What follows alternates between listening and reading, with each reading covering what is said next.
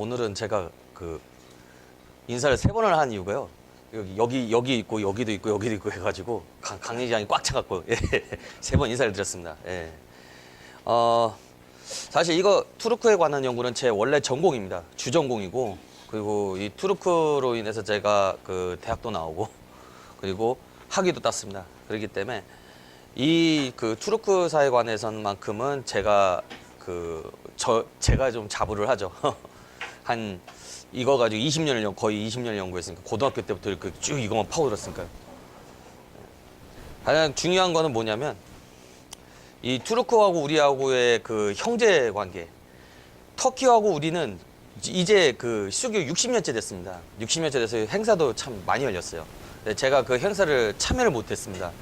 거의 해외에 있느라고, 또 해외에서 이렇게 활동을 하고 있느라고 참여를 못하고, 그게 참 많이 아쉬웠는데, 이제 보통 이런 터키에 관한 이런 행사는 연말에 이렇게 열리지는 않아요. 그래서 모든 행사가 다 종료된 상태입니다. 그래서 저 같은 경우는 이 마지막 12월 달에 60주년을 피날레로 이렇게 하는 것이 어떨까, 이런 생각이 들어서 이 강의를 이렇게 하게 됐습니다. 제가 처음에 이 원고 강의 내용 PPT 이거에 대해서 지침사항을 전달을 받지 못해가지고 나중에 이게 권 총재님 좋아하시는 강의 연구하실 만한 토대가 될 수 있는 강의 한 몇 개를 좀 부탁을 받아서 이걸 한번 넣어봤는데요. 제가 체험도 체험이지만은 직접 보고 찍은 것들이에요, 대부분. 그래서 보시면은 놀랄 가능성이 가장 높다. 이렇게 보시면 됩니다. 예. 터키에요.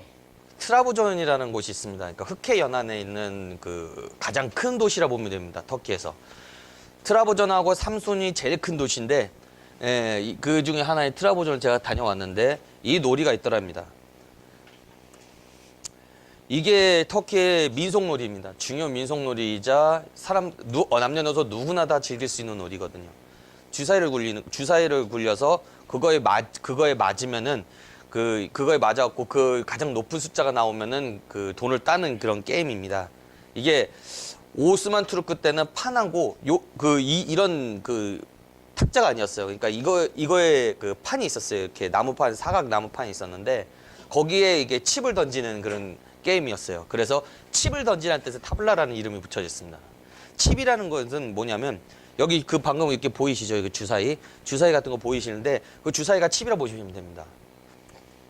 근데 이게 역사도 굉장히 오래됐어요. 셀주크 투르크 시대에도 있었지만 그 이전에도 있었다는 거죠. 이불 덮인 탁자에, 그러니까 사각 탁자죠. 사각 탁자인데 사각형인 판입니다. 주사위를 굴려가지고 높은 숫자 나오는 것이 승리하는 거예요, 이 방식은. 그래서 나중에 이게 계산은 사행성 놀이가 됐는데, 도박으로도 이걸 해요, 지금도 터키에서. 근데 이 오스만 투르크가 지배했던 땅 전체에서 나이 드신 분들이 지금 가장 많이 즐기고 있는, 꼭 나이 드신 분들만이 아니에요. 어린 사람들도 즐길 수 있거든요.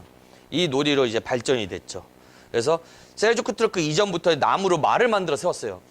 말을 만들어 세우고 주사위를 던져 말판 이동시키는 놀이를 했는데, 그 방식은 체스하고 비슷합니다. 유사한 부분이 많고, 유럽에 있는 체스도 아마 기만민족의 놀이에서 전수되었을 가능성이 굉장히 높죠. 그래서 투르크의 대표적인 놀이가 바로 이 타블라거든요. 네, 투르크의 지배를 받은 나라들에서 주로 이렇게 성행을 하게 됐습니다. 이런 거죠. 쉽게 말해서. 이런 건데, 이런 것도 이런 거에 원리를 자세히 연구를 해보면, 이것도 약간 여기 주사위를 던져가지고 가장 높은 수가 나오면 이 판에서 이 판을 옮기고 상대판으로 옮기고, 상대판에서 여기 있는 판을 뺏어오는 거거든요. 이런 게임을 발전한 거죠. 예. 터키 이스탄불의 위스키다르에서 유럽식으로 만들어진 겁니다. 뭐냐면 체스하고 약간 비슷한 그런 구조를 가지고 있죠. 그래서 이 민속놀이에도 규칙과 놀이 용어가 있습니다. 보면은 깜짝 놀랄 겁니다. 자, 2개 주사위 굴러가지고 한 점 나오면 도입니다. 그리고 2개 주사위 굴러서 2점 나오면 괴입니다. 괴 이러거든요. 터키어로 괴.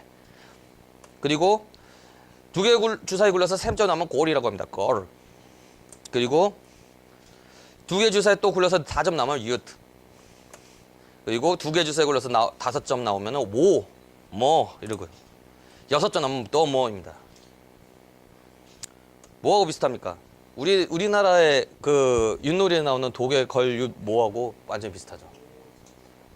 이게 터키어로 지금 이게 나오는 이 내용 자체가 다 터키어로 돼 있어요. 그래서 독일 걸윷 뭐 이렇게 되죠. 마지막에 그 6점 나오는 것이 정말 그 이상한데요. 여기서 6점에서 나중에 이게 발전이 된 게 6점 나온 6개에서 마지막에 그 한 번 6개 나오면 한 번 더 던져요. 한 번 더 던지는데 하나 나왔다. 1점 나왔다 그러면 거꾸로 다시 되돌아가야 됩니다. 다시 내줘야 돼요. 백도 똑같아요. 그러니까 그런 놀이예요, 이 놀이가. 그래서 이게 윷놀이하고 유사한 부분이 상당히 많은데 문제는 말이 안 간다는 점. 그리고 그 주사위를 굴려가지고 그 숫자에 맞춰갖고 점수가 난다는 점. 이게 좀 다르다는 거죠. 실제 이렇게 윷놀이에서 이렇게 던지는 거하고. 그래서 그 굉장히 유사한 부분인데 문제는 저는 이렇게 생각을 합니다. 문화가 이렇게 이동해서 전파되는 과정이 있습니다. 문화가 이동해서 전파되는 과정은 지형적인 특성과 기후적인 특성도 가지고 그 인종적인 특성을 가집니다. 모든 인류의 변천사를 다 가지고 있는 거죠. 근데 이게 이제 이렇게 하나하나 이렇게 그 땅을 지나고 이 땅을 지나고 저 땅을 지나고서 지나가면은 이게 그 성질이 바뀐다는 거예요. 조금씩. 그거를 이해하셔야 됩니다. 물론 이런 건 안 바뀌죠. 이런 그 용어 같은 경우는. 그렇지만 하는 방식이 바뀌어요.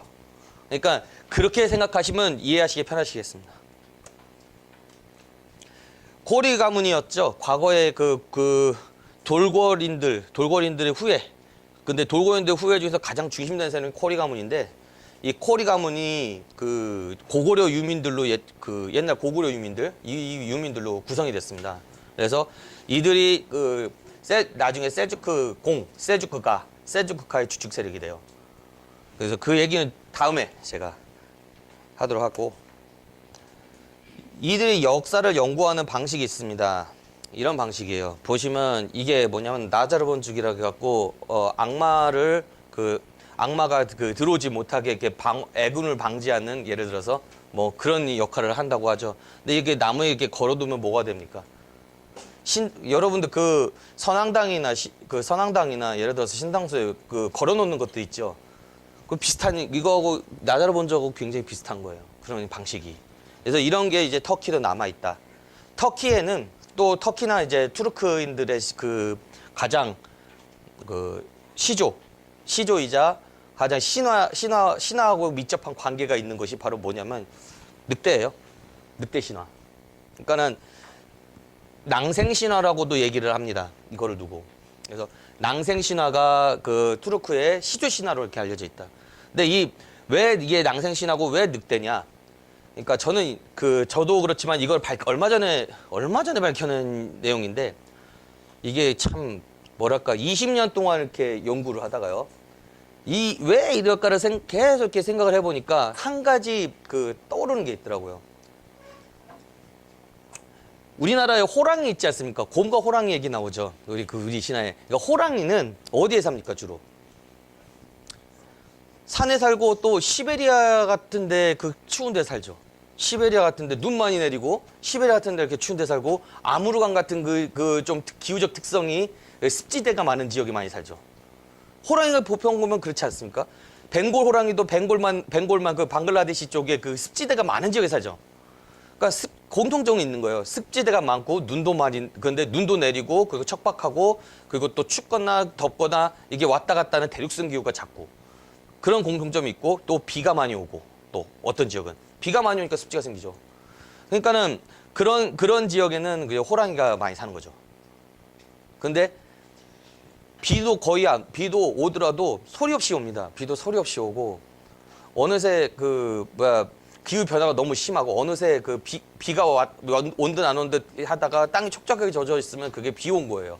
초원이 대체 그래요. 그럼 초원 기후 척박하죠. 게다가 또 바람도 심하게 불죠. 어떨 땐 바람이 안 불 수도 있어요. 안 불 때는 무지하게 뜨겁죠.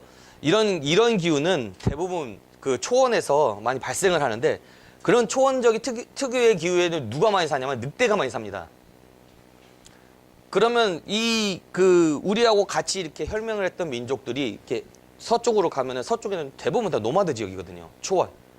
초원 지역인데 이 초원 지역에 갔던 민족들이 대거 그때 늑대를 숭상하더랍니다. 늑대는 초원에서 최상위 포식자예요. 그렇지만 아무르강이나 시베리아에서 최상위 포식자는 호랑이죠. 그럼 부인할 수가 없죠. 그럼 뭡니까? 그 지역에 살고 있던 민족이 이동을 하면서 호랑이는 더 이상 볼 수가 없으니까 늑대를 토템으로 삼는 거예요. 호랑이는 못 보잖아요. 그러면 최상위 포식자는 늑대죠. 그러면 늑대를 섬기는 겁니다. 호랑이에서 늑대로 그냥 신이 변화가 된 거예요. 신이. 그렇기 때문에 이 사람들이 주로 이렇게 초원에서 살면서 초원에서 경험했던 것은 바로 늑대입니다. 타이가 지역은 또 말 그대로 호랑이 많이 사는 거고.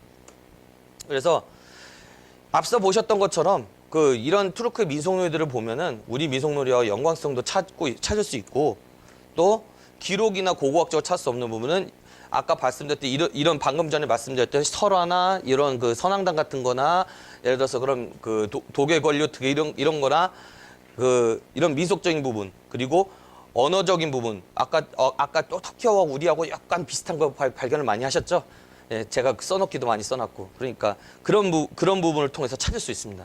예, 터키어에서 우리하고 비슷한 걸 조금 연구를 해보면 찾을 수 있는 부분이 상당수 있어요. 특히 사투리 부분.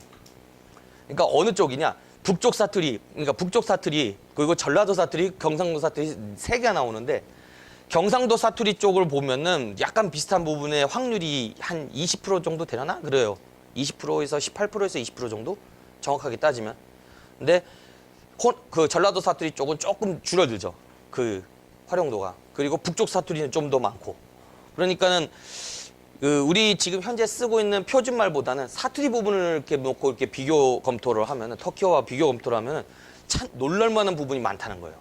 이거 비슷하네 하는 거. 그게 뭡니까? 옛날에 흉노 있었을 때 신라가 김일제가 이렇게 신라를 사실상 만든 거나 다름없죠. 김일제가 흉노 출신이고, 그리고 흉노가 어디 있었습니까? 초원에 있었죠. 초원지대에 있었기 때문에 그 흉노의 후예가 바로 또 투르크 돌거리죠. 그러니까 이런 것들이 이제 다 영향을 받게 되는 거죠. 걔네들이 가서 경상도 지역에 정착을 해갖고 신라의 원조가 됐다면은, 그럼 경상도 사투리하고 그거하고 이제 비교해 보면 대충 답이 나오는 거예요. 또 그러면 이런 투르크 민족의 국가하고 자치구를 보면은 엄청납니다. 이들이 살고 있는 지역은, 거주하고 있는 지역은 이거 중앙아시아뿐이 아니에요. 또 여기에도 살고 있어요. 여기는 왜 그러냐? 본래 이 바이칼 지역에 살고 있었던 민족이 이렇게 가거나 요렇게 가거나 요렇게 가거나 흩어진 그런 케이스라고 보면 됩니다. 근데 북쪽으로 간 그 민족들 같은 경우는 거의 외적의 침입을 받지는 않았어요. 외적의 침입을 받지 않았지만은 여기 바이칼의 서부 지역에 살고 있었던 민족은 외적의 침입을 굉장히 많이 받았죠. 특히 중국의 예를 들어서 한무제라든지 당나라 시대 때, 또 당나라 당태종이라든지 이런 민족이, 예, 감사합니다. 네. 이런 민족의 침입을 굉장히, 이런 한족의 침입을 굉장히 많이 받았죠. 뭐 당나라는 한족이 아니지만. 그래서 요렇게 한 덩어리로 뭉쳐 있고, 또 여기 터키까지 쫓겨간 민족이 있고, 여기 동부에 있는 민족은 그나마 영향을 덜 받은 거죠. 왜? 동부에 먹을 게 없잖아요. 중국 입장에서 볼 때는. 그러면 이 민족들은 어디로 갑니까? 위로 가는 거예요. 위에서 여기하고 이제 자주 이제 왔다 갔다 하는 겁니다. 그리고 요 지역은 뭡니까? 브리야트 공화국 지역은 다 들어보셨죠? 예, 몽골인. 그리고 이 몽골인이 있고, 또 몽골 언어를 쓰기 때문에 이거를 이제 여기하고 다르다고 이제 갈라놓은 거죠. 또 서양 언어학자들이 갈라놓은 거라고 보시면 됩니다. 몽골어와 투르크 언어 또 다르다 이렇게 얘기하는 거거든요. 그래서 여기 보시면은 터키, 카자흐스탄, 우즈베키스탄, 아제르바이잔, 키르기스탄, 투르크메스탄 이렇게 있죠. 이 6개 국가 여기에 다 있어요. 운집이 돼 있어요. 중앙아시아 운집이 돼 있는 이 국가들은 투르크계고, 또 터키도 있고, 아제르바이잔 여기 아제르바이잔 조그만 나라가 아제르바이잔이에요. 여기 있고, 이 나라들이 현재 국가를 이루고 있는 나라들이고, 알타이 공화국부터 시작해서 추바시아까지 쫙 나와 있는 거 있죠. 이 투바까지 이런 나라들은 거의 어떤 나라들이냐면 러시아 내 자치공화국으로 볼 수 있고, 그리고 또 타타르 공화국은 또 여기 있어요. 요거는 좀 약간의 그 몽골계 피와 또 섞었죠. 그래서 우리 생긴 것도 우리하고 좀 많이 비슷해요. 그리고 타타르 음악도 들어보면 우리 음악에 신나는 노래하고 거의 유사한 부분이 많습니다. 그리고 보면은 그 크리미아라든지 여기 밑에 크리미아라든지 여기라든지 아니면 또 위구르라든지 여기 이 지역은 지금 현재 중국에 복속이 돼 있지만은 우리는 여기 위구르라고 부르는 것을 위구르라 부르지 말고 동투르키스탄이라고 불러야 된다는 것을 전제를 깔고 얘기합니다. 왜냐하면 이게 중국에게 사실상 정복을 당했다 하지만 청나라의 지배를 받은 거지 중국의 중화인민공화국에 정복을 당한 건 아니거든요. 그러면은 이 민족에 대한 제대로 된 이름을 붙여줘야 돼요. 이스트 투르키스탄이라고 제대로 불러줘야 됩니다. 그래야 이 민족이 나중에 독립을 하죠. 독립을 해도 할 말이 생기는 거고. 터키하고 국기도 비슷하고 색깔만 다르죠. 이 파란 색깔하고 붉은 색깔하고 색깔만 달라요. 투르크계 언어들은 그 중앙아시아하고 북시베리아 쪽에 상당히 넓게 분포가 되어 있습니다. 그래서 투르크계 언어들을 이렇게 잘 보면은 이제 각 언어들이 나뉘는데 사실상 뭐 어느 것이 원조라고 볼 수가 없습니다. 왜냐하면 여기 터키 같은 경우가 종주국이라고 사람들이 많이 얘기를 하거든요. 근데 터키는 그 라틴 그 문자로 이렇게 바꾸면서 약간 라틴어 비슷한 게 좀 들어가요. 독일어 비슷한 거 좀 많거든요. 왜냐하면 터키어가 아베데체 뭐 이렇게 나가거든요. 근데 독일어 똑같죠. 아베데체 뭐 이렇게 똑같이 나가잖아요. 그러니까 거의 독일식의 그 알파벳을 받아들여서 만들어진 거라고 보면 돼요. 그리고 여기 카자흐스탄이나 이런 나라들은 지금 문자를 뭘 쓰고 있냐면 키릴 문자 쓰고 있는데 앞으로 여기도 라틴 문자로 바뀔 것이다라고 주장을 많이 하고 있습니다. 그래서 앞으로 준비도 많이 하고 있고. 그리고 여기 있는 나라들도 다 마찬가지예요. 일단 러시아의 지배를 받았던 나라들은 다 키릴 문자를 씁니다. 키릴 문자를 쓰는데 그 터키하고도 관계도 가깝기 때문에 라틴 문자 섞어서 약간 터키어도 쓰고 있고 숫자도 똑같아요. 숫자도 뭐 여기 중앙아시아 숫자는 뭐 비르, 이, 기유츠, 또르트 이거 똑같이 나갑니다. 1, 2, 3, 4, 5 그 얘기거든요. 그러니까는 그런 것도 똑같고 그러다 보니까 원래부터 이 나라들은 한 문화권이었는데 각자 그 서구 영향을 받다 보니까 예, 아쉽게도 좀 뭔가 달라지게 됐죠. 그렇지만 이게 언젠가는 이제 투르크 연합이 생기고 우리도 여기 협조를 같이 형제국이니까 협조도 하고 이렇게 하다 보면은 아마 우리하고 유사한 언어를 찾는데 더 빨라지지 않을까, 더 쉽게 더 찾아지고 그리고 더 쉽게 가까이 되지 않을까, 저는 이렇게 생각이 듭니다. 이제 투르키시 미솔로지인데 투르키 신화예요. 말 그대로 터키 신화가 어떻게 이렇게 되어 왔는지 보시면은 주서 이역열전 돌궐 하에 보시면은 그 투르크 신화에 대해서 자세히 나옵니다. 돌궐이라는 것은 흉노족의 별종으로 나와요. 흉노족의 별종. 그러니까 흉노족과 다른 민족이라고 이렇게 얘기할 수도 있겠지만은 다른 민족 약간 그 다른 민족이라는 것을 중국 입장에서는 그걸 쪼개는 것 같아요. 좀 뭘로 쪼개냐면 별칭, 뭐 별종 이런 걸로 해가지고 약간 그 다르게 하려는 그런 의도가 있는 것 같습니다. 그러니까 종자만 다르다 뭐 이런 얘기인데 거의 근데 문제는 항상 그 위에 무슨 족의 별종, 무슨 족의 별칭 이런 거 중국 사서 이렇게 나타나는 거 보면은 뭔가 이 민족하고 연관이 되어 있다는 것을 우회적으로 보여주는 그런 내용이 또 되거든요. 이들 성씨는 또 아사나씨라고 했습니다. 그래서 이들 성씨의 아사나씨들은 따로 부락을 가지고 있다. 아사나가 뭐를 의미하냐면 아사나는 그 투르크어로 늑대를 얘기합니다. 투르크어로 늑대를 얘기하고 그 투르크는 아시나라고 얘기하죠. 아시나. 그리고 한자 그대로 이역하면은 그냥 아사나 이렇게 있는 거죠. 나중에 이 이웃 나라에 의해서 이 그 부족이 공파를 당해서 종족이 다 죽음을 당했는데 어린 아기가 살아남아서 겨우 10살이 됐는데 군인들이 그 아이의 발꿈치를 끊어버렸어요. 죽이지 못하고. 그래서 그 아이가 언제 죽을지 모르고 막 이렇게 되니까 그 늑대가 와가지고 그 고기도 먹이고 젖도 먹이고 해갖고 그 아기가 크게 돼요. 그리고 그 아기가 장성을 하니까 이리와 교묘해서 이리가 임신해갖고 아이를 낳습니다. 근데 이게 문제는 뭐냐면 이런 그 신화가 똑같은 게 어디에도 나오냐면은 로마에도 나오는데 근데 똑같다고 말하기는 뭐하고 그것도 이제 비슷한 거죠. 늑대의 젖을 먹였죠. 로물루스와 레무스를 늑대의 젖을 먹여서 키웠는데 늑대하고 관계가 적고 임신하거나 막 그런 건 없었잖아요. 근데 약간 그런 부분이 비슷한 거죠. 그래서 이런 신화들 딱 이렇게 보면은 늑대 신화인데 이게 그 로마 신화보다는 한참 뒤의 얘기거든요. 그런데 그 이전에 스키타이드 늑대 신화가 있었어요. 한참 이전이죠. 로마보다 한참 이전이에요. 근데 그 스키타이 신화에서도 늑대가 나와요. 늑대가 어머니로 나온다는 것은 똑같은 얘기입니다. 그래서 그 신화로 인해서 또 로마, 오늘날의 이스탈리아 지역에는 에트루리안이 사죠. 그 전에 그 로마 제국이 성립되기 이전에는 에트루리안이 사는데 거기 신화도 똑같은 늑대 신화예요. 거기 그런 쪽의 신화와 신화들의 영향을 많이 받았을 것이다. 이렇게 보는 거죠. 돌골과 투르크 민족은 이렇게 그림에 이렇게 지도에서 나오는 것 같이 요 지역 그 몽골이나 또 요 몽골 주변이나 이 지역이 그 시작이 되는데 몽골에서 서몽골을 이렇게 넘어가거나 이 바이칼에서 이렇게 넘어오면은 점점 고도가 높아집니다. 여기서 쭉 약간 저지대에 들어가요. 바이칼 지역이나. 근데 요 지역이 이렇게 그 연결되는 지역은 뭐냐면 알타이 산맥이라고 있고 이 지역을 기준으로 하고 아시아 민족을 나눕니다. 알타이가 나오죠. 또 요렇게 해서 들어가면 텐산 산맥. 중국어로는 텐산이지만 우리는 뭐라고 얘기하죠? 천산으로 얘기하죠. 우리 얘기를 해줘야 돼. 우리식으로 텐산이 아니라 천산산맥이죠.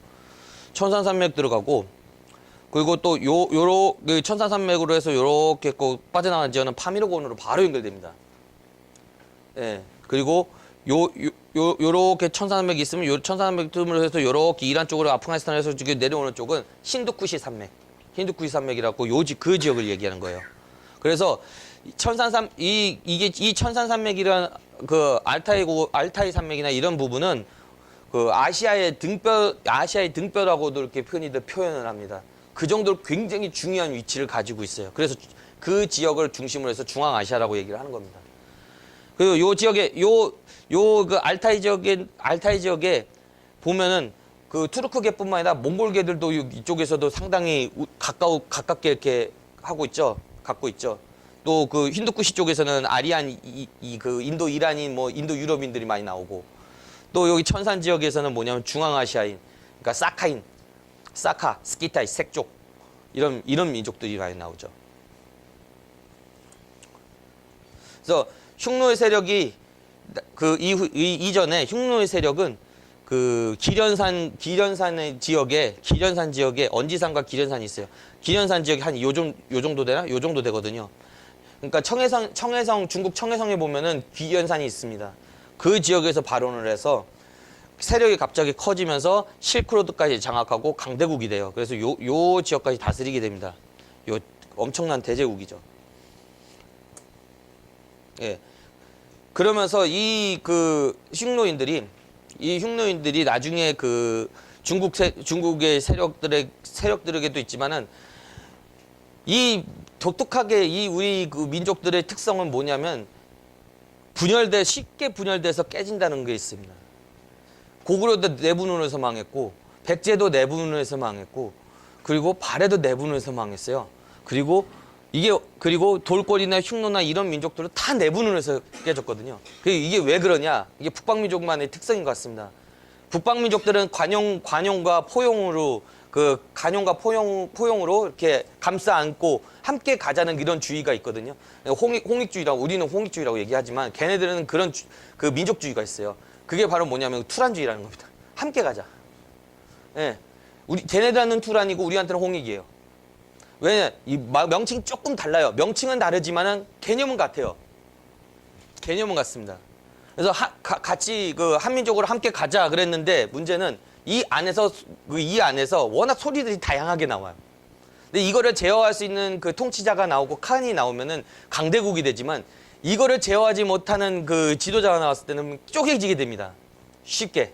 서로 목소리가 다르니까. 왜냐? 서로가 추구하는 역할이 다르고 서로가 생각하는 것이 다 다르잖아요. 그런데 이것에 대해서 컨트롤을 해줄 수 있는 사람이 필요해요. 컨트롤 타워가 있어야 됩니다. 근데 컨트롤 타워가 부재할 때는 이게 다 깨진다. 그것이 바로 북방민족의 특성이다. 기후적인 영향도 무시할 수 없습니다. 기후적인 영향 굉장히 척박하죠, 북방은. 남쪽에 따뜻하고 쌀 잘 나오고 그런 집단들은 잘 모여요. 잘 모이고 잘 뭉칩니다. 왜냐? 그런 민족들은 뭐냐면 자기들의 것을 지키고자 하는 의지가 굉장히 강해. 그러니까 잘 뭉쳐요. 그렇지만 북방 민족들은 개개별적이야. 왜냐? 자기가 그 어느 땅을 갔는데 그 땅이 기름지고 좋아 그럼 그 땅에 대한 소유권이 있어요. 바로 그 사람들이 소유권을 가지게 돼. 그 농경 민족은 완전 다르죠. 왜냐하면 그 땅은 내 땅이야. 내가 밟는 땅이니까. 그럼 그 땅을 가지게 되면 다른 민족이 옆에 땅 오면은 이거 옆에 땅이 내 땅이야. 각자의 소유권이 있어요. 그러다 보면은 또 이제 그 자기들의 이익이나 자기들이 생각했던 그런 부분, 공통된 부분이 있으면은 함께 뭉쳐요. 함께 뭉치고 우리 민족도 똑같고 그거는 함께 다 뭉쳐요. 뭉치고 샤샤 잘 나가죠. 근데 이게 만약에 좀 뭔가 다르고 무조건 얘는 얘 말을 들어야 돼, 얘 말을 들어야 돼 이렇게 하면 다 쪼개져요. 그러니까 냄비처럼 끓었다 냄비처럼 식는 거예요. 냄비 근성이죠. 우리나라하고 비슷하죠. 우리는 북방민족 맞습니다. 여기 보면은 헵탈리트라고 있죠. 헵탈리트는 뭐냐면 에프탈 훈이라고 하는 약 5세기의 왕조인데 훈족의 왕조예요. 중앙아시아 훈족 왕조예요. 아틸라가 이쪽으로 건너가서 활동할 때 같은 시기에 중앙아시아에도 훈족이 있었습니다. 중앙아시아의 이 훈족 국가를 헵탈리트라고 그랬어요. 그리스어로는 헵탈리트, 그리고 한문으로는 엽다이라고 그러고, 그리고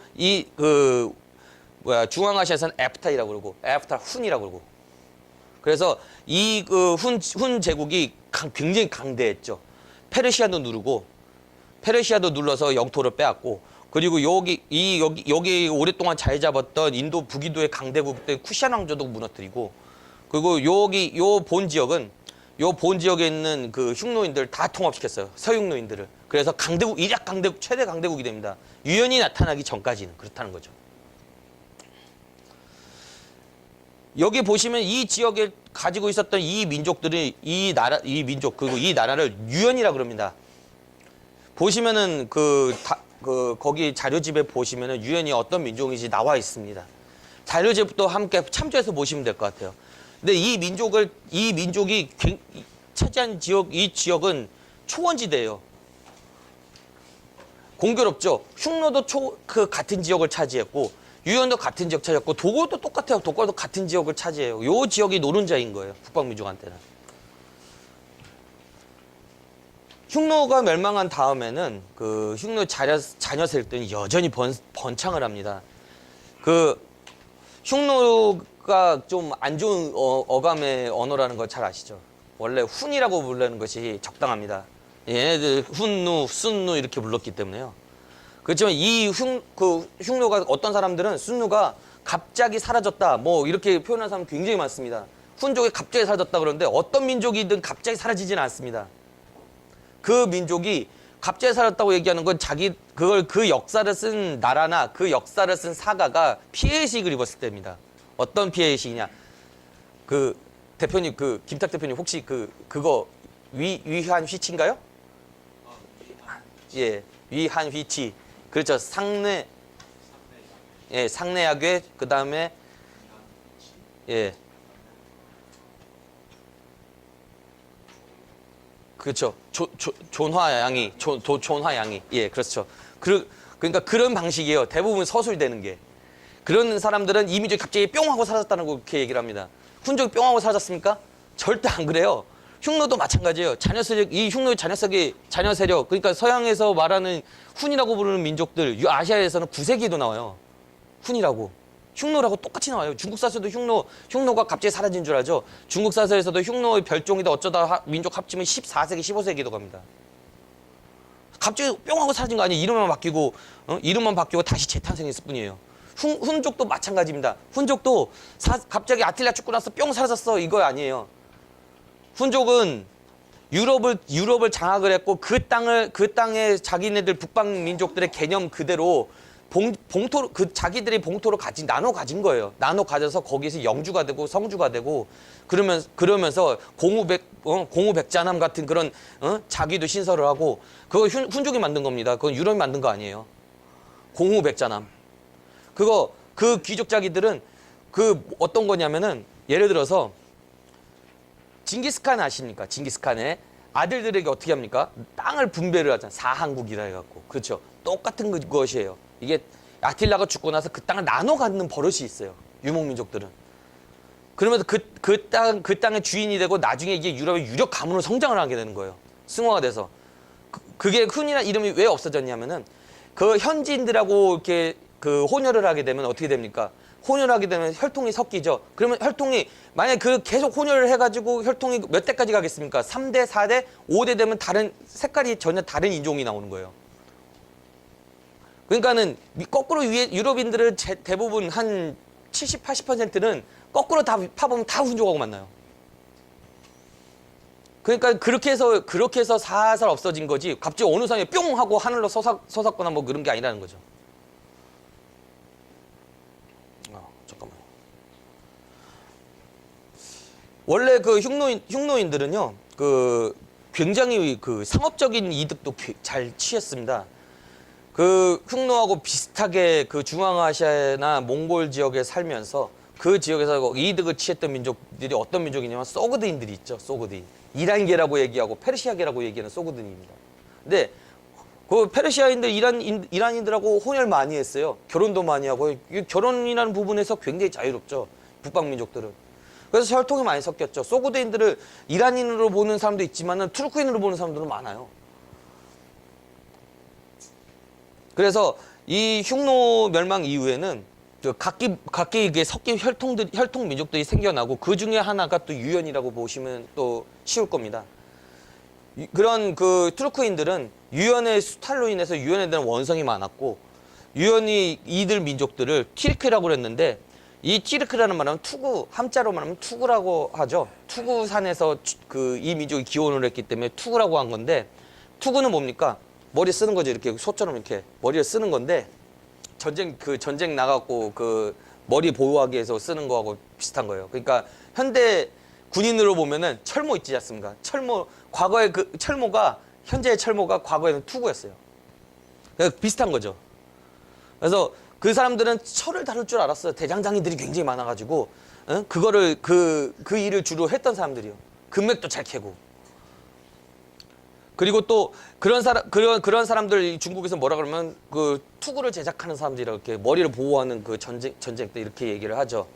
그리고 고전 위구르로는 또 서방의 상인이라고 해서 장사를 많이 하는 사람들, 철장사하는 사람들이라고 그래요.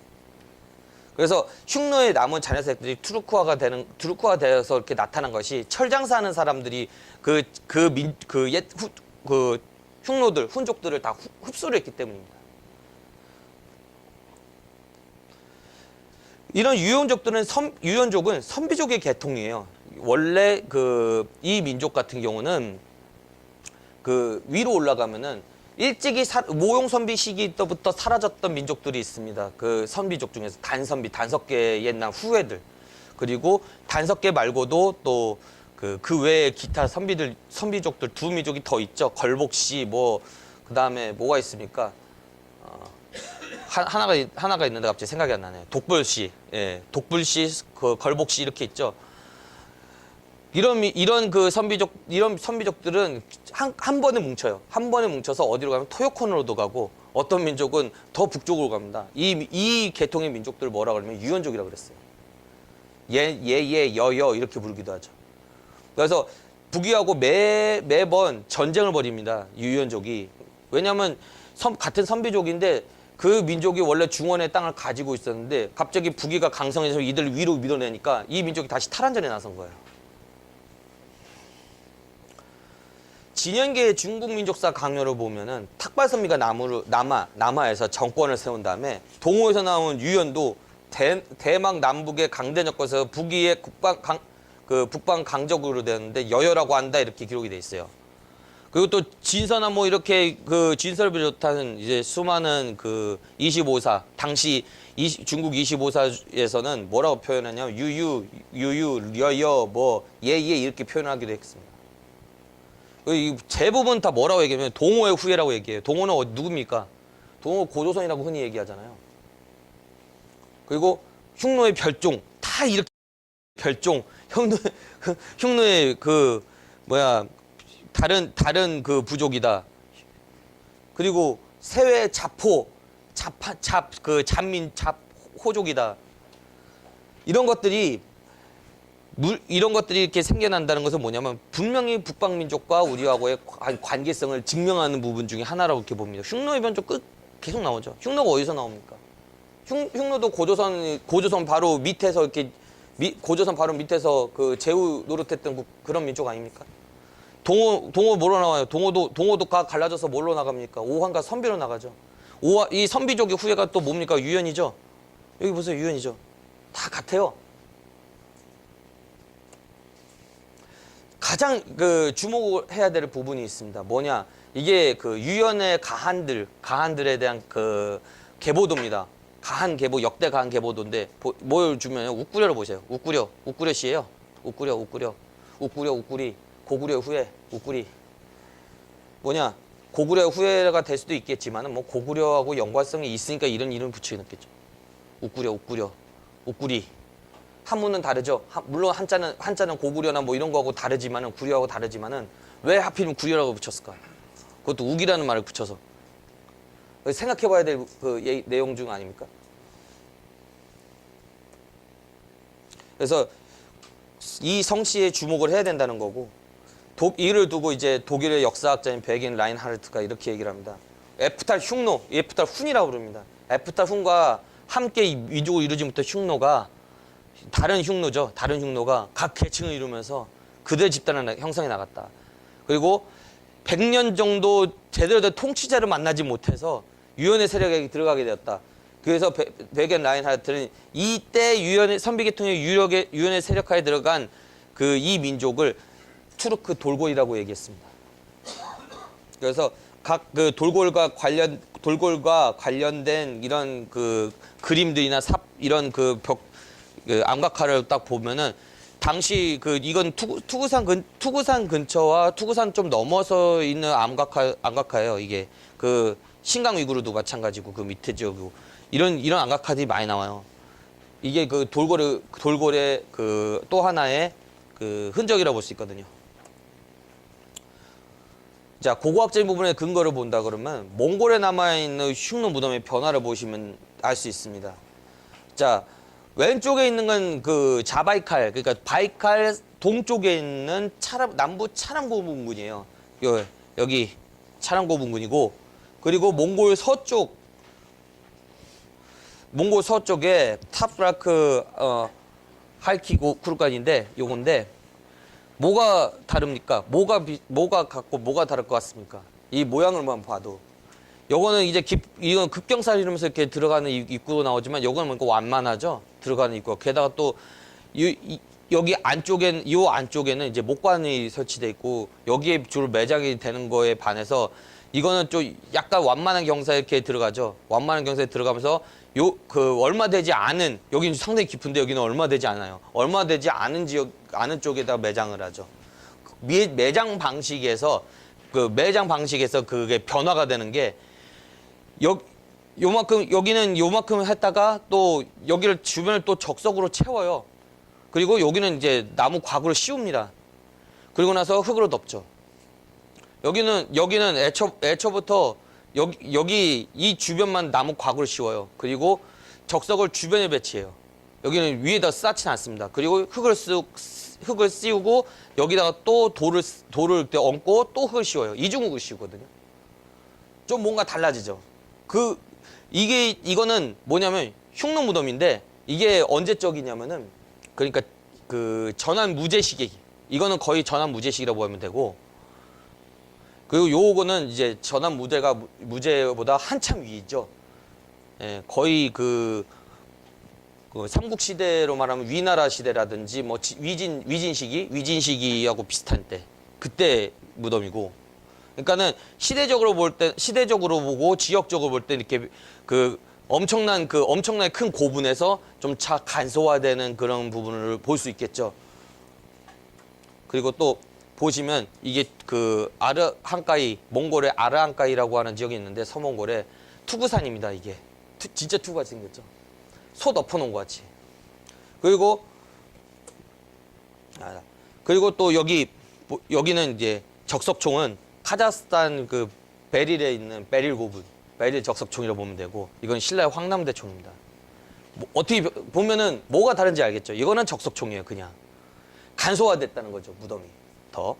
그리고 요거는 이제 투구산 지역에 있는 거는 이제 이거 전체가 이게 하나의 무덤인데, 여기에다가 왜 이게 무덤이 나왔냐면은, 이런 무덤이 나왔냐면, 이건 산이 아니에요. 무덤산이에요, 그냥. 사람을 여러 명을 한꺼번에 매장을 시켜요. 사람이 여기 살고 있었던 민족들이 죽으면은 여기 이 산에다 다 매장시켜서 수많은 유구가 나와요, 여기서. 개뼈도 매장시키고 막. 그리고 또 이 황남대총 같은 경우는 쌍고분 있죠. 쌍고분이에요. 비슷하긴 한데 크기는 이게 더 큽니다. 사실은. 이거는 그렇게 생각보다 그렇게 크진 않아요. 그리고 여기 베릴 고분이 이제 좀 더 낮아지죠. 완전 낮아갖고 요만큼의 타원형 모양의 적석을 쌓고 그 위에 돌로 막 덮죠. 돌무더기로. 이런 양식은 또 어디 나타나냐면 또 우리나라 그 한강에도 나타나죠. 한강에 그 적석총, 그러니까 백제시대 때 적석총 있죠. 그거 비슷하게 생겼죠.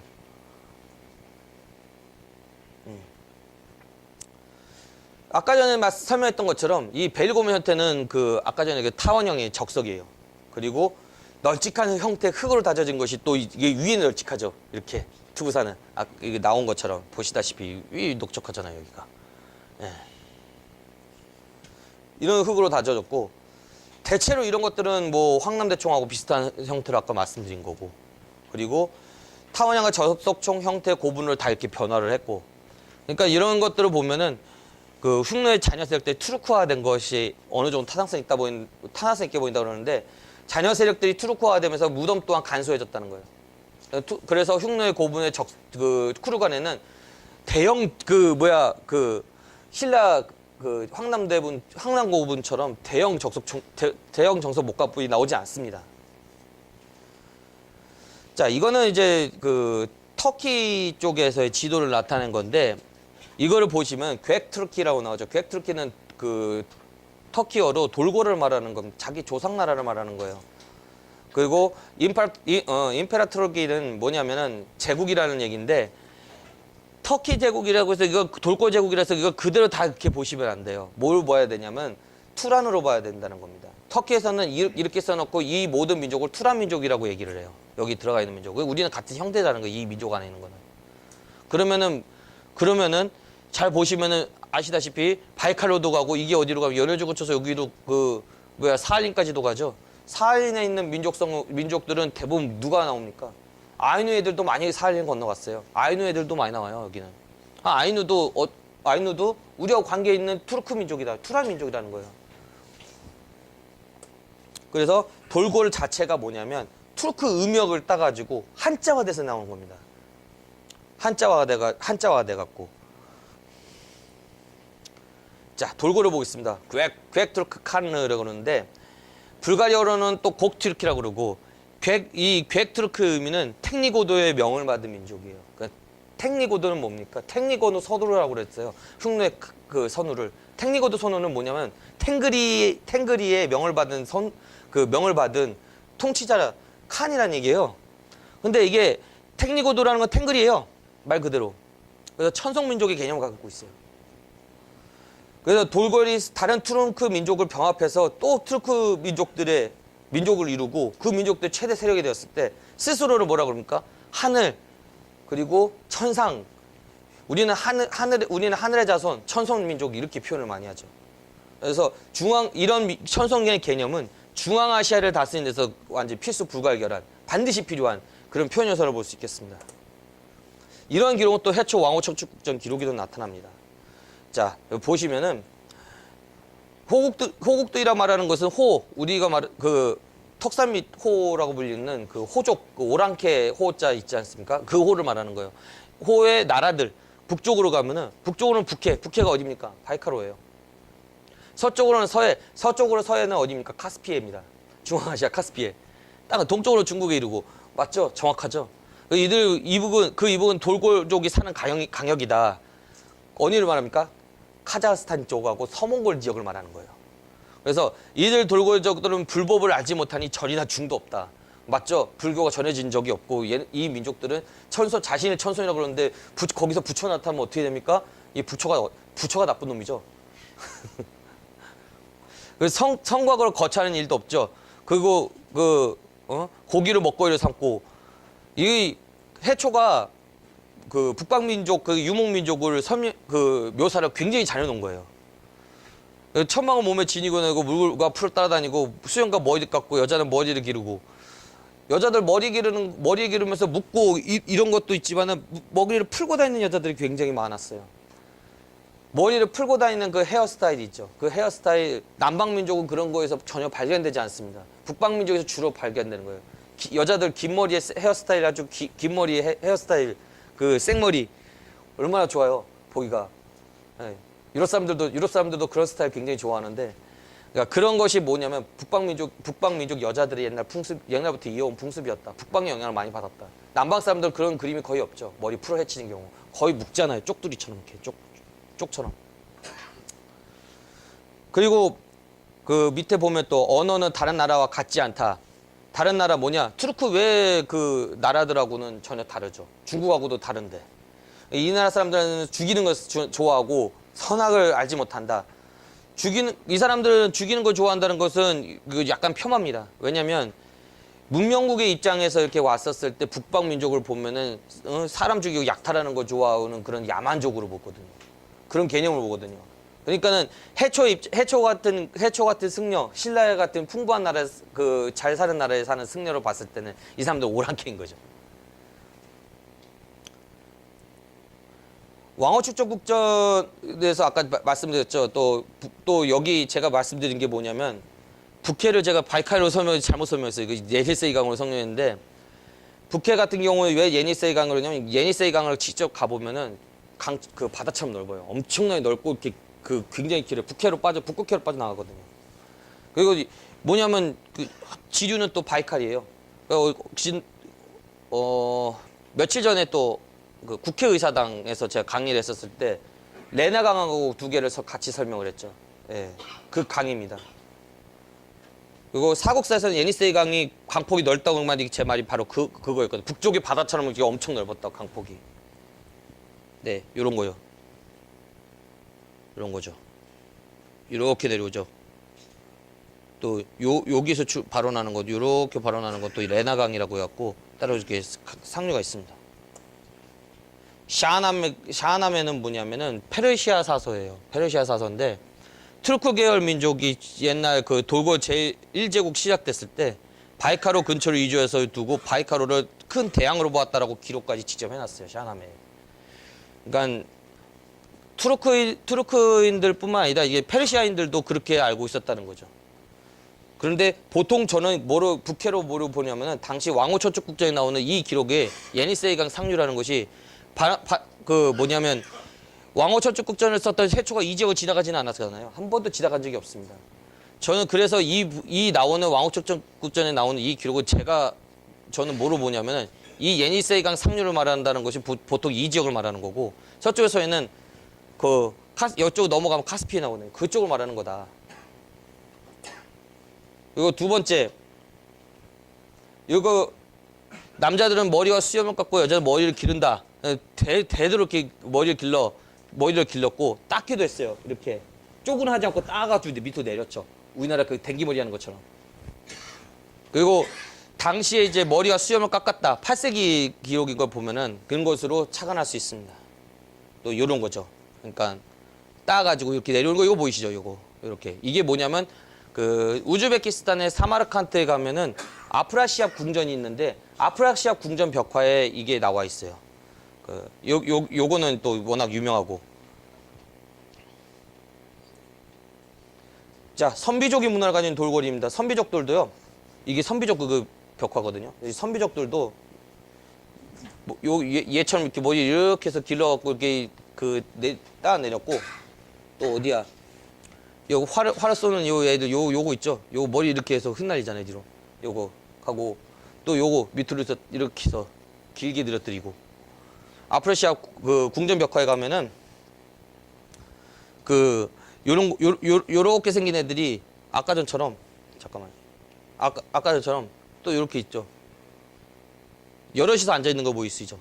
이렇게 여럿이서 앉아 있고 서 있고 죄다 머리를 뭡니까?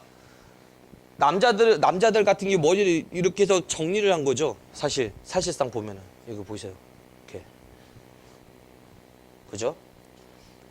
그래서 이 자체가 요 두 개가 선비 문화인데 요거는 이제 돌궐 시대예요. 아프라시아 벽화 자체가 돌궐 시대 생활상을 반영을 해주는 거니까 요거고 이렇게 선비족이 중앙아시아와 동북아시아에 끼친 영향이 지대했다는 걸 알 수 있죠. 문화적 영향 그리고 외교적으로도 그러고 선비가 사라진 다음부터는 선비 문화가 초기 유목민족의 근간을 이루게 됩니다. 그래서 아시아계 유목민들의 공통적인 특징으로 이렇게 정의가 되고 합니다. 이거는 뭐냐면 아사나시족에 대한 그 신화에 관한 부분인데요. 그 책이 지금도 그 이스탄불에 가면 이 원본이 있습니다. 책 자체를 살 수가 있어요. 근데 여기서 보시면 우리나라 고구려 때 수렵도 하고 똑같이 활을 써갖고 잡는 거 나오죠. 아사나시의 그 수장이 토문이라고 합니다. 이름이 토문이고 이리간이라고 불려요. 이 사람이 굉장히 강력한 통치력을 갖고 있었고 리더십을 갖고 있었기 때문에 그 중앙아시아에서 각계 부족을 이뤘던 돌고리인들이 하나로 뭉쳐질 수가 있었습니다. 그래서 돌골족에게는 천연연수에 금산이 있었더라. 금산이 뭐냐면 아까 보여드렸던 그 투구산이 한편 무덤이기도 하면서도 한편은 요새로도 쓰이기도 했다. 왜냐면 몸을 감출 수가 있었으니까. 그래서 금산이 투구 모양으로 투구 모양 참상에서 아까 전에 제가 말씀드린 거예요. 똑같이 돌고이라고 했다. 한 분을 음차해서. 예. 토문조장에 따라서 금산에 살았던 부족민들은 돌고인 됐다. 근데 이 신용화 교수가 이런 주장을 합니다. 한국 민족의 형성과 민족 사회학이라는 책이 있습니다. 이 책에서 돌고래 흉노의 별정에서 고조선 후국 부족이었다 이렇게 설명을 합니다. 근데 사실 모르겠어요.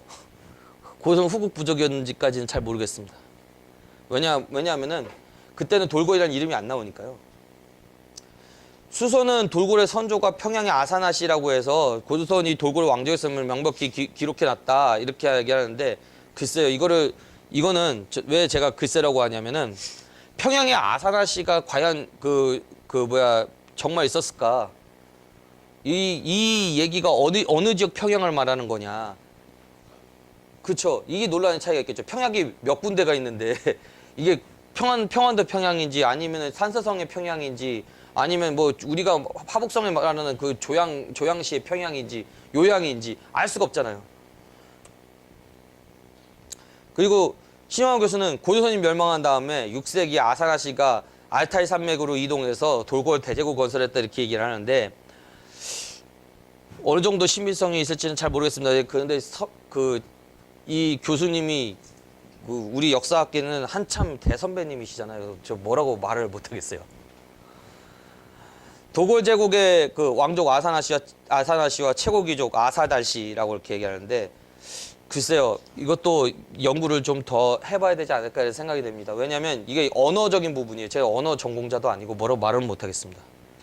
네. 근데 저의 문제 제기는 아까 전 방금처럼 그런 부분인데 학설이 확실하지 않다는 거고 같은 아사의 뜻이지만 아까 전에 방금 전에 말했던 요거 있잖아요. 같은 아사지만은 요 아사는 돌고래 아사는 투르크어로 푸르다를 말하는 거거든요. 푸른 이리, 푸른 색깔 이리, 늑대를 말하는 건데 아사다라고는 상당히 많은 차이가 있죠. 요거 이제 그 탱그리 세계를 묘사한 겁니다. 돌고래 말하는 투르크 탱그리. 이런 돌고래 성장을 하면서 투르크의 각 계열들 병합을 합니다. 통합을 하죠. 그리고 화평을 통해서 야 너 우리 편 될래 이런 거죠. 너 우리 편 될래 하고 우리 편 될게 그러면은 받아들이는 거고 끝까지 정하면 토벌해버리는 거고. 그래서 이런 통일 작업이 굉장히 빠르게 진행이 됩니다. 근데 유효는 당시 어디 신경 쓰고 있었냐? 북이하고 전쟁에 신경 많이 썼죠. 그래서 전쟁을 많이 했죠. 북이하고 유연하고. 근데 유역이 이 도골이 서쪽에서 너무 움직임이 크니까 유연도 부담스러운 거죠. 아, 뭐야 이거.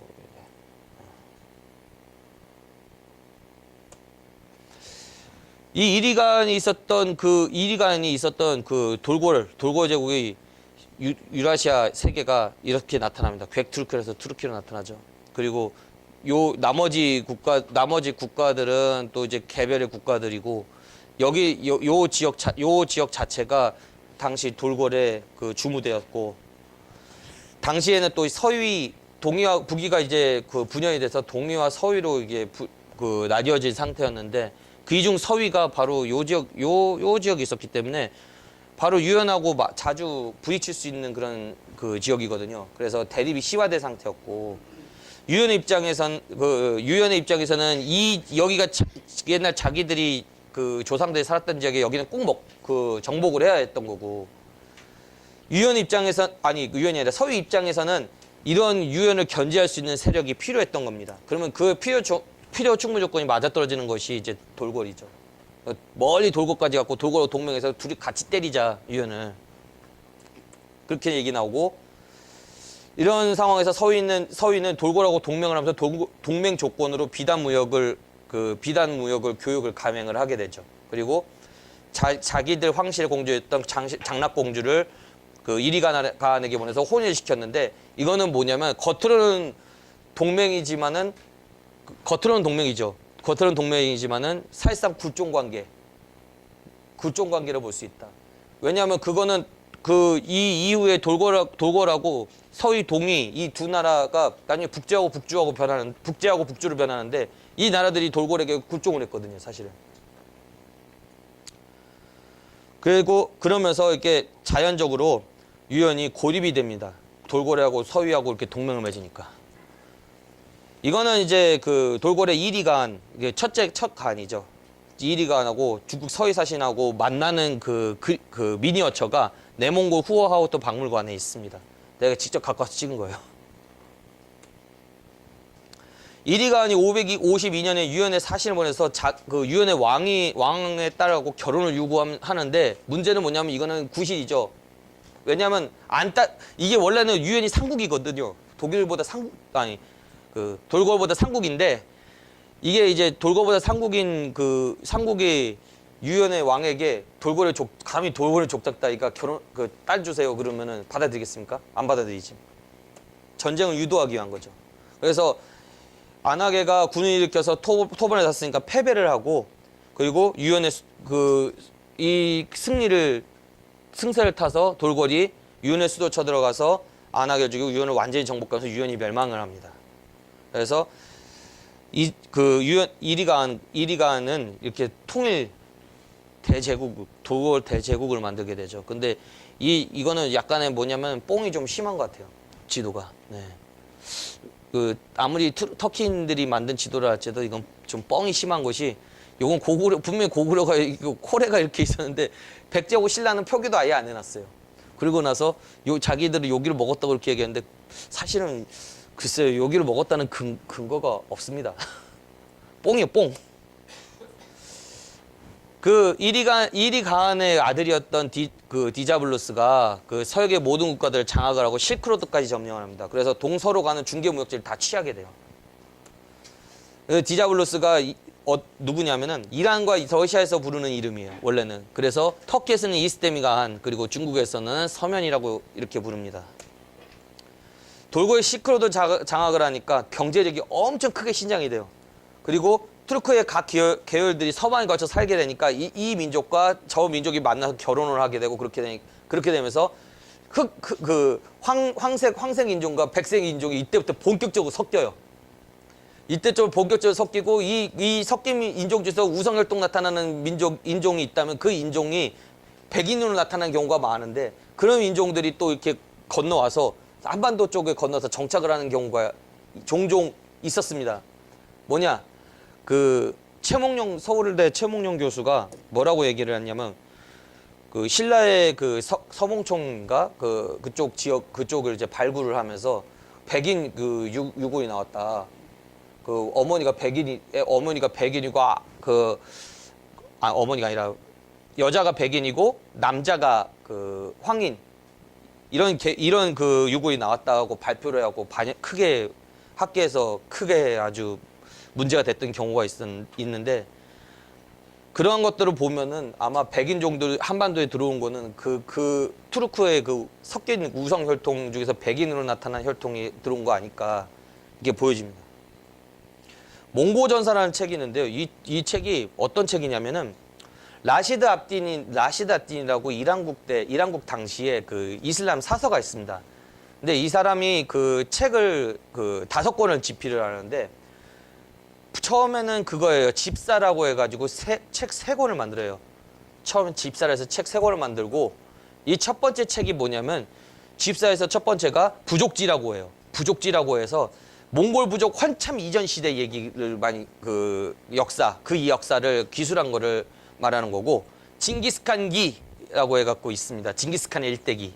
그리고 그 이후의 역사를 이렇게 따로 기록해 놓은 책이 한 권 더 있어요. 그 다음에 만든 것이 바로 몽고전사입니다. 이거는 뭐냐면 각종 이제 몽골에 대한 각종 나라의 기록들을 죄다 쓸어 모아가지고 그거를 한 편의 책으로 만든 거예요. 근데 이 몽골에 대한 이 기록이 나오면 돌고래에 관한 그 기록도 당연히 나오겠죠. 그래서 디자블로스가 서방 원정한 이후 이리가한의 명을 받아서 서방을 통치하는 가한이 있는데 그를 서돌골의 시초라 했다. 오구지인의 시조가 된 겁니다. 말 그대로. 3대는 목간가한인데 목간가한 때 전성기는 거의 그 페르시아를 넘어서 중국을 압박을 하고 그리고 북위 예를 들어서 북위가 갈라진 동위와 서위 그리고 북주의 그 북주를 종속을 시키고 그리고 돌궐이 가지고 있었던 땅은 흉노가 옛날 갖고 있었던 땅하고 거의 비슷해요. 그래서 이 흉노의 옛 영토를 거의 되찾게 됐다. 그래서 수나라하고 당나라 교체기 시기에는 돌궐도 이제 동돌궐과 서돌궐로 분열을 하는데 이 분열하는데 큰 역할을 했던 사람이 수 문제 양견이에요. 요거에 이제 왜 그러냐면 이게 돌궐도 이제 카간의 계승권을 두고 고륙 상쟁이 벌어지게 되는데 4대 타발가한이 있습니다. 이게 이 사람이 수계를 정하지 않고 사망을 해요. 그래서 장자 상속 제도에서 암라간이 장자이기 때문에 즉위를 하게 되는데 그 3대 목간가한의 아들이 하나 있어요. 그래서 이 암라간이 너무 어리다. 왜 이 사람이 가한이 되는지 모르겠다. 이런 식으로 반란이 일어납니다. 그래갖고 이 반란이 일어나니까 이복 형제에게 양위를 해요. 또 이복 형에게 양위를 하는 거죠. 그래서 아파간이라는 거 칭호를 반란을 이제 달래기 위해서 아파간의 칭호를 수여를 하는데 그래도 이게 계속 덱한 자리 하나 때문에 결국은 그 고륙 상징이 계속 계속 발생하게 된 거고 양견이 이걸 이용해서 이의제의를 전략을 꾸밉니다. 그래서 돌궐의 세력을 약화시키게 되죠. 이런 이의제의 같은 경우도 대부분 뭐냐면은 정략 결혼인 그런 케이스. 그러니까 예를 들어서 한무제나 한 나라 소제가 그 왕소군을 그러니까 흉노 가한에게 시집을 보내가지고 사실 딸을 바쳐갖고 그 조공을 해갖고 나라를 약화시키려고 한 건데 똑같은 거예요. 이것도 거의 비슷한 거라 볼 수 있죠. 중국에서 할 수 있는 거는 무력으로 토벌하기에는 좀 많이 어렵고 그 강렬한 그 기세를 누르려면 뭘로 해야 되냐면 여자가 필요한 거예요. 미인계가 필요한 겁니다. 때로는 중국이 그런 거 되게 잘하거든요. 그리고 그러면서 이제 돌궐이 이제 세력이 확장이 되면서 고구려하고 처음에는 충돌을 합니다. 고구려가 이때는 송마말가를 정벌을 하거든요. 그래서 세력이 확장이 됩니다. 이때 그 고구려의 왕은 평강왕이고 평원왕이고 평원왕 다음이 바로 영양왕이죠. 그런데 이 평원왕 시대 때부터 그 고구려가 남방이 아니라 이제 북방으로 관심을 가지게 되는 게 당시에 그 평원왕의 아버지였던 양원왕과 그 이후에 그 안원왕 이전에 안원왕 시기는 이 시기는 이제 신라가 팽창을 하던 시기예요. 신라의 진흥왕이 쳐들어오는 시기라서 고구려가 남방에 집중을 할 수밖에 없었고 북방을 포기를 하고 이제 신라가 진흥왕 이후에는 약간 북방 그 진출이 그 줄어들게 되잖아요. 그래서 그 틈을 이용해서 아마 북방으로 눈을 돌린 것이다. 왜냐면은 이제 그 남방에서 세력을 기지를 잃었기 때문에 이제 북방으로 이제 북방으로 진출해서 북방에 이제 또 다른 세력 기지를 만들려고 했다. 이렇게 판단할 수 있겠습니다. 그 고돌고라고 고구려는 처음에는 충돌을 해요. 왜 그 형제 국가들끼리 왜 충돌을 하냐? 그 이유가 있습니다. 돌고는 동쪽으로 뻗어나가고 싶어하고 고구려는 또 서쪽으로 가고 싶어요. 그러면 두 나라가 어떻게 됩니까? 형제끼리여도 아무리 형제끼리여도 싸울 수밖에 없는 거예요. 왜냐? 고구려하고 백제하고 그 정책하고 똑같습니다. 백제는 항상 북쪽으로 가고 싶어 했고 고구려는 그런 백제를 찍어 누르려고 했죠. 그렇기 때문에 고구려하고 백제하고 전쟁을 자주 벌였죠. 고구려하고 백제 형제 국가인데도 전쟁을 벌였습니다. 그러면 돌고라고 고구려도 형제 국가인데 전쟁 안 벌일까요? 똑같은 거예요. 사람들이 많이 돌고라고 고구려하고 전쟁도 했고 뭐 북방민족하고 전쟁을 많이 했기 때문에 왜 그게 무슨 형제냐 그런데 저는 그렇게 얘기를 하거든요. 그럼 고구려하고 백제는 전쟁 안 했냐? 고구려하고 신라는 전쟁 안 했냐? 백제하고 신라는 전쟁 안 했나? 이 삼국이 서로 전쟁할 때는 더 치열하게 싸웠는데 왕까지도 죽이고 서로에. 안 그렇습니까? 고구원왕을 전사시킨 사람은 백제 근초고왕이에요. 그리고 백제 계로왕을 죽인 사람은 고구려 장수왕이에요. 백제 성왕을 죽인 사람은 누굽니까? 신라의 진흥왕 아닙니까? 따지고 보면. 그런 걸 생각하면 되죠. 돌고라고 고구려의 정치적 관계는 말이에요. 처음에는 적대 관계입니다. 초반 기록에 다 나와요. 적대 관계인 거는. 전형적인 국제 질서죠. 이런 것이야말로 아까 제가 설명드렸던 고구려 백제하고 엇비슷한 그리고 돌고과 고구려의 세력 다툼도 그걸로 판단하면 된다. 이렇게 얘기했죠. 그리고 이러한 정치적인 충돌을 뭐냐면 거란의 지배권을 두고 그런 것일 수도 있다. 왜냐하면 거란은 그 돌고라고 고구려 사이에 끼어 있었어요. 조그맣게 끼어 있었어요. 그렇기 때문에 요 지역을 나눠 갖고 싶어 했어. 요 지역을 갖고 싶어 했는데 왜냐면 요 지역을 가져야 고구려는 중원으로 진출할 수 있거든요.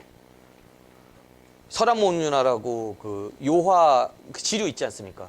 그 지류 지역을 장악을 해야 중원으로 갈 수가 있어요. 말 달려서. 근데 그 지역을 넘어서지 않으면 어떻게 중원으로 갑니까? 돌고 입장도 그 지역을 지배해야 그 한반도 쪽까지 세력을 확장할 수가 있어요. 그러니까 거란이 있었던 지역은 굉장히 중요한 지역이야. 북방민족한테. 돌골과 고구려와의 그 관계 기록들 중에서 동로마 지역에서 나온 그런 기록들이 있습니다. 대륙의 북부 지역을 지배했던 유목민족인 아바르가 있는데 아바르는 유연의 한 지파예요. 그래서 이 아바르족이 유럽을 확 휩쓸어 버립니다. 한 100년 이상을 휩쓰는 대전쟁이 일어나죠. 결국은 그 아바르가 그 유명한 프랑크의 까를로스 대제에게 결국 멸망을 하는데 그게 그 사이에 있었던 100년간의 그 기록은 아바르족의 그 기록은 유럽에서 최고의 흑역사로 남아 있습니다. 훈족이 다음으로 굉장히 무서운 그런 그 역사다 이렇게 남아 있죠. 이 그 아바르족이 그 신흥민족이었던 그 돌고래에게 멸망했다. 근데 이 아바르족과 이 기록 때문에 아바르족과 유연을 동일민족으로 이렇게 생각하는 경우가 많습니다. 그런데 유연족의 일파입니다. 유연은 유연인데 유연족 일파예요. 그렇기 때문에 전체적인 부분하고 좀 다릅니다. 그리고 그 잔당들은 투르크로부터 동남쪽으로 1500마일 떨어진 곳으로 도망갔다. 타우가스트는 뭐냐면은 북이 타브가치의 그 다른 말입니다. 그래서 타브가치를 이렇게 비잔틴에서는 타우가스트로 이렇게 표현을 하기도 해요. 그리고 여기에 인디아가 기르고 있는 이 그 바바리아인들이 매우 용감한데 대적할 나라가 없었다. 그 아바르는 반란을 다시 일으켰는데 타우가스트의 공격을 받고 비참하게 몰락해서 그 타우가스트와 동쪽을 이웃에 있는 묵스리로 도망을 갔다. 묵스리가 어디입니까? 무쿠리. 여러분 무쿠리 들어보셨죠? 무쿠리. 예, 고구려 아닙니까? 이 고구려를 비잔틴에서는 묵스리라 불렀어요. 예, 왜냐하면 이거 확실하게 나와 있거든요. 뭐냐? 타브가치의 동쪽에는 묵스리, 동쪽으로 갔다고 이렇게 확신이 나오잖아요. 타브가치의 북위의 동쪽이 어디입니까? 고구려예요. 그래서 이 나라는 그 위험에 대처하는 강인한 정신력과 일상처럼 헤어지는 혹독한 군사력으로 투지가 매우 높았다 이렇게 기록을 했어요. 비잔틴인이 기록한 고구려는 이렇습니다. 강인한 정신력과 다시 한번 일상에 행해지는 혹독한 군사훈련으로 투지가 매우 높았다 이렇게 기록이 나오는 거예요. 이게 비잔틴 사람들이 당시에 바라보는 고구려인이었어요. 이 책의 원본이 있습니다. 저도 이 책의 원본을 한참 찾았어요. 어디에 가면 있냐면은 비잔틴의 수도였던 지금 현재의 터키 이스탄불에 가면 이 책이 남아 있어요. 이 고구려 기록이 여기에 있어요. 이 편에 있습니다. 요 편에 제가 확대를 못 해가지고 요거만 이렇게 갖고 했는데 이게 고구려 편이에요. 이 자체가 하나가 아까 방금 설명했던 겁니다. 이게 요 얘기거든요. 이게 그러니까 요 기록 하나만 보면은 굉장하다는 걸 알 수 있어요.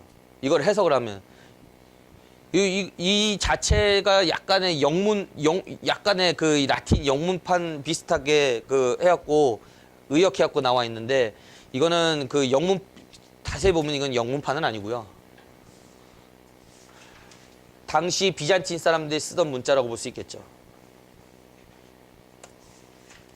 이거를 두고 테오필라스토스 시모카타라고 하는데 이 기록들 중에서 가장 원본인 기록은 또 요게 또 남아 있어요. 투르크와 한국과 형제국이 반박하는 내용의 기사입니다. 사실은 이게. 근데 이게 왜 그러냐면 아까 말씀드렸던 그 내용 있죠. 아까 말씀드렸던 요 내용의 원본이에요. 이게 원본인데 아까 말씀드렸던 게 이거잖아요. 이 내용 중에서 묵스리하고 이 투르크하고 전쟁하는 상세한 기록이 여기 나와 있어요. 네. 또 요 주석으로 하필이면 밑에 있는 여기에 달려 있는 이 주석이거든요. 그리고 또 이거 다른 측면으로 보면 동로마와 고구려하고도 교류를 하고 있었다는 것에 반증이 되기도 합니다. 왜냐하면 고구려를 어떻게 알았을까? 묵스리라고 어떻게 알았을까요? 그 교류를 하지 않았으면. 소문만 들었고 알 수가 없는 노릇입니다. 이런 거는. 어떻게 알았을까요? 교류를 했으니까 알겠죠. 뭐냐? 그게 가능한 이유가 있습니다. 초원길이 있죠. 실크로드가 있기 전에는 초원길이 있었어요. 그 초원길을 따라서 말을 달리면은 징기스칸도 7일 만에 폴란드 국경까지 간다는 얘기가 있습니다. 그래서 폴란드 사람들이 뭐라고 그렇게 하면 바람처럼 나타났다가 구름같이 사라진다고 몽골군이 엄청 빨리게 초원을 실제로 가보면은 나무가 없어요. 그냥 무조건 달리기만 하면 돼요. 그냥 끝없는 벌판이에요. 그렇게 해서 중간중간에 게르드 몇 군데 운집되어 있는 곳이 있으면 거기가 바로 뭐냐? 여기입니다.